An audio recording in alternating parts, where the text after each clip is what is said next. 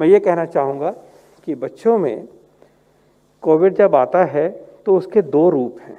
एक रूप जिसकी चर्चा मैंने अभी करी, कोविड की इन्फेक्शन हुई, बुखार हुआ, खांसी जुकाम हुआ और फिर सांस तेज चलना शुरू हुआ, निमोनिया की शक्ल में हुआ, निमोनिया बढ़ गया और ऐसा व्यक्ति, ऐसा बच्चा अस्पताल में दाखिल होगा।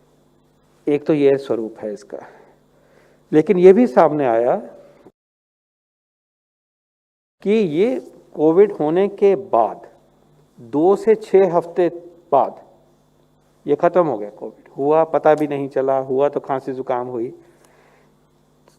रिकवरी के 2 या 6 हफ्ते बाद, 2 से 6 हफ्ते तक बाद कुछ बच्चों में थोड़े से प्रोपोर्शन में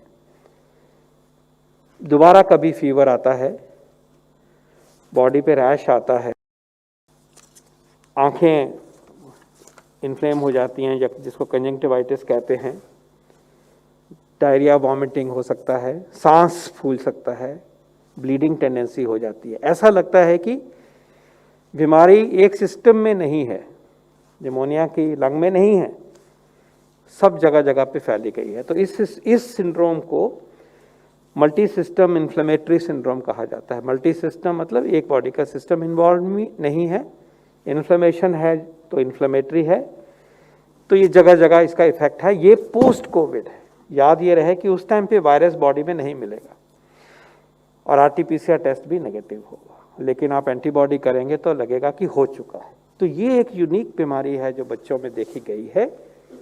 इसका भी पूरी जो अंडरस्टैंडिंग आज तक बनी है उसको जो हमारे बच्चों के डॉक्टर हैं, स्टाफ हैं, उनको कैसे इस चीज़ को हैंडल करना, उसके के बारे में भी जो गाइडलाइंस अभी तक हैं प्रैक्टिस में, उनको भी चिन्हित किया गया है। लेकिन ये एक इस संदर्भ में भी मेंशन करना उचित है क्योंकि हमारी पीक अभी 4 हफ्ते 6 हफ्ते पहले गुजरी है। तो अगर बच्चों में परसिस्टेंट फीवर है, रैश है, ब्लीडिंग हो की टेंडेंसी है, स्किन पे ब्लीड हो रहा है, एकदम से सांस बढ़ रहा है, तो उसमें ये multi system inflammatory disorder of children को हमें याद रखना चाहिए। और इसके इलाज जो है इसका बहुत कठिन नहीं है, लेकिन टाइमली इलाज है और तरीके से जल्दी से इलाज होना चाहिए और इमरजेंसी सिचुएशन में, इमरजेंसी सिचुएशन की तरह ये प्रेजेंट करता है।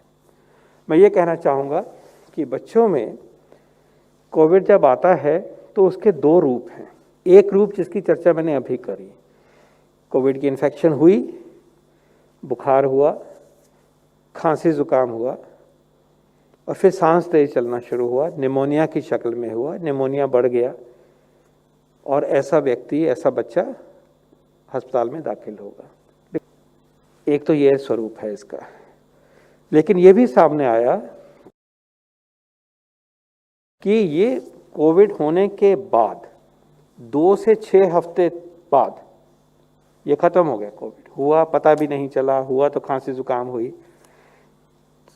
रिकवरी के 2 या 6 हफ्ते बाद, 2 से 6 हफ्ते तक बाद कुछ बच्चों में थोड़े से प्रोपोर्शन में दोबारा कभी फीवर आता है, बॉडी पे रैश आता है, आंखें इन्फ्लेम हो जाती हैं जिसको कंजंक्टिवाइटिस कहते हैं, डायरिया, वॉमिटिंग हो सकता है, सांस फूल सकता है, ब्लीडिंग टेंडेंसी हो जाती है। ऐसा लगता है कि बीमारी एक सिस्टम में नहीं है, निमोनिया की लंग में नहीं है, सब जगह जगह पे फैली गई है। तो इस सिंड्रोम को मल्टी सिस्टम इन्फ्लेमेटरी सिंड्रोम कहा जाता है। मल्टी सिस्टम मतलब एक बॉडी का सिस्टम इन्वॉल्व नहीं है, इन्फ्लेमेशन है तो इन्फ्लेमेटरी है, तो ये जगह जगह इसका इफेक्ट है। ये पोस्ट कोविड है। याद ये रहे कि उस टाइम पे वायरस बॉडी में नहीं मिलेगा और आरटीपीसीआर टेस्ट भी नेगेटिव होगा, लेकिन आप एंटीबॉडी करेंगे तो लगेगा कि हो चुका है। तो ये एक यूनिक बीमारी है जो बच्चों में देखी गई है। इसका भी पूरी जो अंडरस्टैंडिंग आज तक बनी है उसको जो हमारे बच्चों के डॉक्टर हैं, स्टाफ हैं, उनको कैसे इस चीज़ को हैंडल करना, उसके के बारे में भी जो गाइडलाइंस अभी तक हैं प्रैक्टिस में उनको भी चिन्हित किया गया है। लेकिन ये एक इस संदर्भ में भी मेंशन करना उचित है, क्योंकि हमारी पीक अभी 4 हफ्ते 6 हफ्ते पहले गुजरी है। तो अगर बच्चों में परसिस्टेंट फीवर है, रैश है, ब्लीडिंग हो की टेंडेंसी है, स्किन पे ब्लीड हो रहा है, एकदम से सांस बढ़ रहा है, तो उसमें ये multi system inflammatory disorder of children को हमें याद रखना चाहिए। और इसके इलाज जो है इसका बहुत कठिन नहीं है, लेकिन टाइमली इलाज है और तरीके से जल्दी से इलाज होना चाहिए और इमरजेंसी सिचुएशन की तरह ये प्रेजेंट करता है।